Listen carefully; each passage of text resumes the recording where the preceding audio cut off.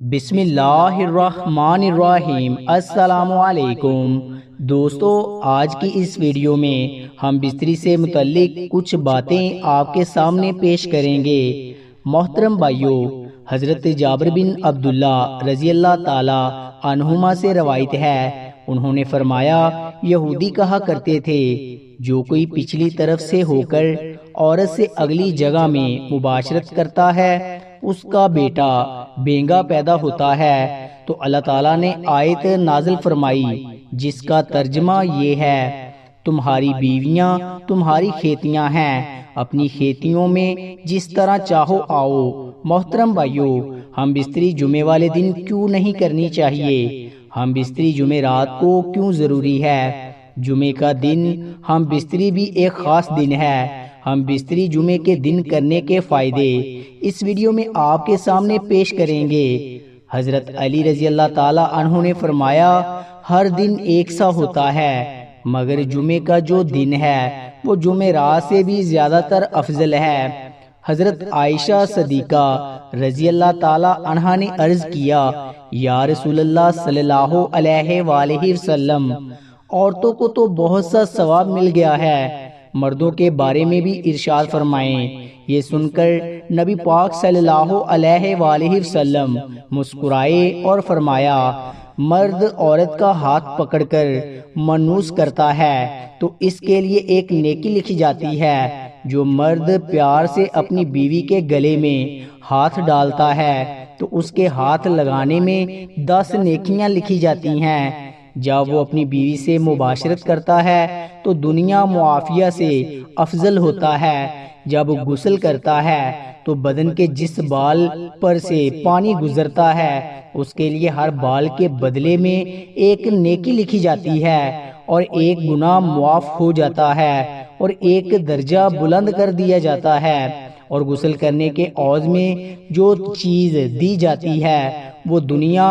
معافی سے بہتر ہوتی ہے، اور بے شک اللہ تعالیٰ اس پر فخر کرتا ہے اور فرشتوں سے کہتا ہے کہ میرے بندے کی طرف دیکھو کہ ایسی سرد رات میں غسل جنابت کے لیے اٹھا ہے اور اس بات پر یقین رکھتا ہے کہ میں اس کا رب ہوں۔ تم اس بات پر گواہ رہو کہ میں نے اس کو بخش دیا۔ جمعرات اور جمعے کو ہم بستری اور غسل کرنے کی ترغیب اس لیے دی گئی کیونکہ مردوں کو نماز جمعہ کی ادائیگی کے لیے جامعہ مسجد جانا ہوتا ہے، تاکہ آتے جاتے کہیں نظر پڑنے سے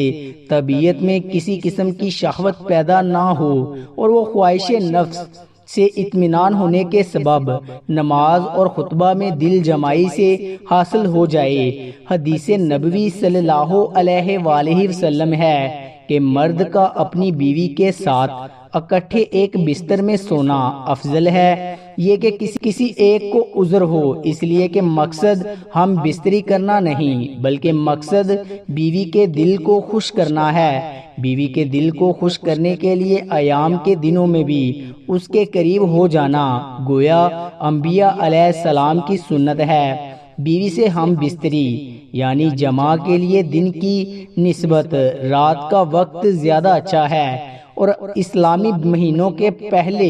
15ویں اور آخری رات کے علاوہ بقیہ راتوں میں ہم بستری کرنا چاہیے، کیونکہ روایات سے معلوم ہوتا ہے کہ ان 3 راتوں میں شیاطین زمین پر زیادہ پھیلتے ہیں، اور ہفتے کے اعتبار سے جمعے کی شب میں بعض فقہا نے جمع یعنی ہم بستری کو مستحب لکھا ہے۔ شب میں شروع حصے کی بنسبت شب کا آخری حصہ زیادہ مناسب ہے کہ رات کے حصوں میں سو لیا جائے تاکہ دن بھر کی تھکن سے راحت ملے اور مکمل سکون حاصل ہو۔ اور ایک فائدہ یہ بھی ہے کہ رات کا تھوڑا سا حصہ ہی جنابت یعنی ناپاکی میں گزرے گا، البتہ رات کا اتنا آخری حصہ بھی نہ ہو کہ پھر دوبارہ آرام کا وقت نہ رہے، کچھ دیر اس کے بعد بھی آرام کر لینا چاہیے۔ جب خاوند کو اپنی بیوی کے پاس آنے کی حاجت ہو تو اس کا طریقہ یہ ہے کہ بیوی کے ساتھ کمرے میں اس وقت اور کوئی نہ ہو، حتیٰ کہ شیر خوار بچہ بھی نہ ہو۔ وہاں اگر بچہ سویا ہوا ہو تو کوئی مذائقہ نہیں، شریعت نے میاں بیوی کو اختیار دیا ہے کہ وہ دن میں یا رات میں کسی بھی حصے میں مباشرت یا ہم بستری کو سر انجام دے سکے۔ شرعی تقاضا یہ ہے کہ جس قسم کی محبت کی توقع مرد اپنی کرتا ہے اسی طرح کی توقع بیوی بھی اپنے شوہر سے کرتی ہے۔ اخلاقی طور پہ یہ مناسب نہیں کہ شوہر اچانک آئے اور اپنا مطلب نکال کر یعنی ہم بستر ہو کر جمع کر کے چلا جائے کہ بیوی بددستور تشنہ رہے گی، جس سے اس کو تشویش اور حیرانی لاحق ہوگی۔ لیکن اگر اس ازدواجی ملاپ کو بخوبی سر انجام دیا جائے تو بیوی کے لیے بھی یہ مرحلہ آسان ہوگا۔ خاوند کو چاہیے جب وہ اپنی ضرورت پوری کر لے تو بیوی کے پاس سے فوراً نہ ہٹے، کیونکہ اس سے بھی بیوی کو تشویش لاحق ہوتی ہے، بلکہ مرد اس کے بعد بیوی کے ساتھ تا دیر موجود رہے تاحال یہ یقین ہو جائے کہ بیوی کی حاجت بھی پوری ہو چکی ہے اور مرد کا بھی ساتھ موجود ہے۔ حضرت ابو ہریرہ رضی اللہ تعالی عنہما سے روایت ہے کہ رسول اللہ صلی اللہ علیہ وآلہ وسلم نے فرمایا، جس نے حیض والی عورت سے مباشرت کی یا عورت کے دبر میں مباشرت کی یا کسی کا ہن کے پاس گیا